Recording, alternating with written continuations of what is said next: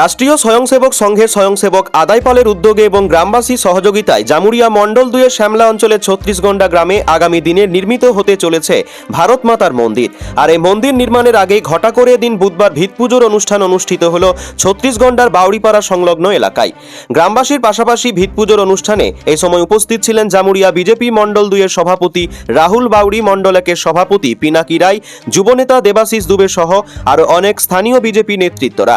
মাটি কপিয়ে ও নারকেল ভেঙে দিন ভিতপুজো অনুষ্ঠান সম্পন্ন হয়। উপস্থিত মণ্ডল সভাপতি রাহুল বাউড়ি জানান, জামুরিয়া মণ্ডল 2 এলাকায় কোথাও ভারত মাতার মন্দির ছিল না। নতুন করে শ্যামলা অঞ্চলে 36গন্ডায় তৈরি হতে চলেছে মন্দির। গ্রামবাসীর এই উদ্যোগকে আমরা সাধুবাদ জানাই। অন্যদিকে এই মন্দির নির্মাণের মূল উদ্যোক্তা তথা RSS এর স্বয়ংসেবক আদায় পাল জানান, বিগত কয়েক বছর আগে ভারত মাতার এই মন্দির নির্মাণের উদ্যোগ নেওয়া হলেও সেই সময়কার তৃণমূল কংগ্রেস সরকারের স্থানীয় নেতৃত্বরা এই মন্দির তৈরিতে অনুমতি দেননি, অর্থাৎ এক প্রকার বাধা সৃষ্টি করেন। বর্তমানে রাজ্যে মানবিক বিজেপি সরকার প্রতিষ্ঠা হওয়ার পর আমরা অধিকাংশ গ্রামবাসীর সহযোগিতায় আগামী দিনে ভারত মাতার মন্দির গড়ে তুলব। তারই আজ ভিতপুজোর অনুষ্ঠান অনুষ্ঠিত হলো। আমাদের দৃঢ় শপথ, ভারতবর্ষের ঐতিহ্য, কৃষ্টি, সংস্কৃতি, এমনকি আমাদের সনাতনী ধর্মকে কেউ যদি ধ্বংস করার চেষ্টা করে তাকে ছাড়া হবে না। আমাদের এই 36গন্ডা শ্যামলা অঞ্চলের বাউড়িপাড়া সংলগ্ন এলাকায় আমরা একটা ভারত মাতার মন্দির স্থাপনা করতে চলেছি। আমাদের জামুরিয়া মণ্ডল 2-এ ভারত মাতার মন্দির ছিল না, তাই আমরা ভেবেছি যে এখানে আমরা ভিত পুজো করলাম। আজকে আদায় আছেন RSS থেকে আমাদের, তো তার নেতৃত্বে আমরা আজকে এখানে ভারত মাতার মন্দির স্থাপন করলাম। নমস্কার। এখানে বিগত বছর আগে আমরা এখানে মন্দির করার একটা পরিকল্পনা করেছিলাম। তো আগের যে সরকার, সেই সরকার এই মন্দির প্রতিষ্ঠা অর্থাৎ মন্দির বানানোর জন্য যে অনুমতি, সে অনুমতি ওনারা দেননি। ওনারা চাই না যে আমাদের ভারতবর্ষের উন্নতি হোক, ভারতবর্ষ এগিয়ে যাক, ভারতবর্ষ বিশ্বগুরু স্থানে আসুক, ওনারা কখনোই চাইনি।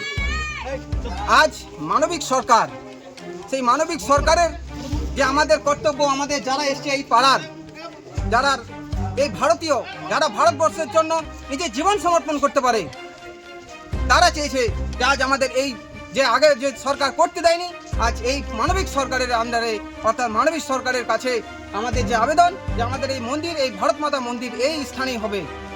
তাই আজ আমাদের যে সকল গ্রামবাসী এসেছে, কার জন্য এসছে? এই দেশের জন্য, ধর্মের জন্য এসছে। আর কিছু পরিবার এই ধর্মকে রক্ষা করার জন্য অর্থাৎ ধর্মের যে ধর্ম নষ্ট করার জন্য আর হিন্দু হয়ে হিন্দুর বিরোধিতা করার জন্য তারা আজ এই মন্দির করতে অবজেকশন করছে। মন্দির হতে দেবো না, এরকম তাদের ধারণা তৈরি হয়েছে মনের মধ্যে। তাদেরকে কি বলবেন? তাদের কাছে একটাই চেতনা, ভারতবর্ষ অর্থাৎ ভারতের মধ্যে যারা হস্তক্ষেপ করতে আসবে, ভারতের যারা অন্যায় করতে আসবে, ভারতবর্ষে যারা হিন্দুদের প্রতি অত্যাচার করতে আসবে, তাদের গর্দন মাটিতে মিশিয়ে দিতে হবে। আর ভারতীয়রা তাই করবে। ভারতীয়রা ভারতবর্ষ ছাড়া, ভারতের প্রেম, ভারতের ধর্ম আর আমাদের সেই সনাতন ধর্মের জন্য আমরা সর্বস্ব ত্যাগ করতে রাজি আছি। তাতে আমাদের জীবন যায় যাক, কিন্তু আমার ভারতবর্ষের জন্য আমরা মাথা নত করিনি। আগের সরকার শুধুমাত্র আমি রাষ্ট্রীয় স্বয়ংসেবক সংঘ তার জন্য কি করেছিল না, আমি যে সিভিকের কাজ করতাম, সেই সিভিকের কাজ ছাড়িয়ে দিয়েছিল তারা। কোন থানায় করতেন? 5 থানায় আমরা সিভিকের আমি কাজ করতাম। যারা এখন আছে তারা সকলে বলবে আমার নিয়ে কোনো অভিযোগ নেই। কারণ বলেছিল একটাই, যে শুধুমাত্র নেতাদের, যারা TMC নেতা, তার পায়ে আমাকে ধরতে হবে। কেন ধরবো আমরা? আমি রাষ্ট্রীয় স্বয়ংসেবক সংঘের স্বয়ংসেবক, আমরা মাথা নত করতে শিখিনি।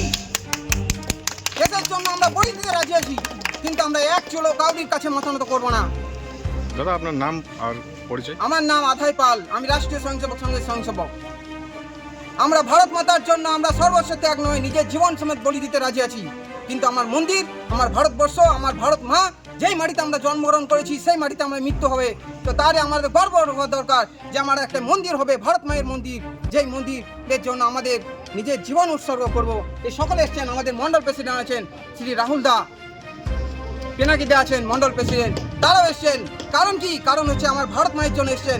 তারাও হচ্ছে এই ভারতীয়, তারা এই ভারতবর্ষের জন্য প্রাণ অর্পণ করতে চায়, জীবন দিতে চায় ভারতবর্ষের জন্য। তারা এসছে আজ এই ভারত মাতার কাছে বলিদান দিতে। তাই আমাদের এই মন্দির যেন আমাদের ঠিকঠাকভাবে হয়। তাই আমি এই সরকারের কাছে নয়, সকল গ্রামবাসীরা চাই যে এই মন্দির হোক।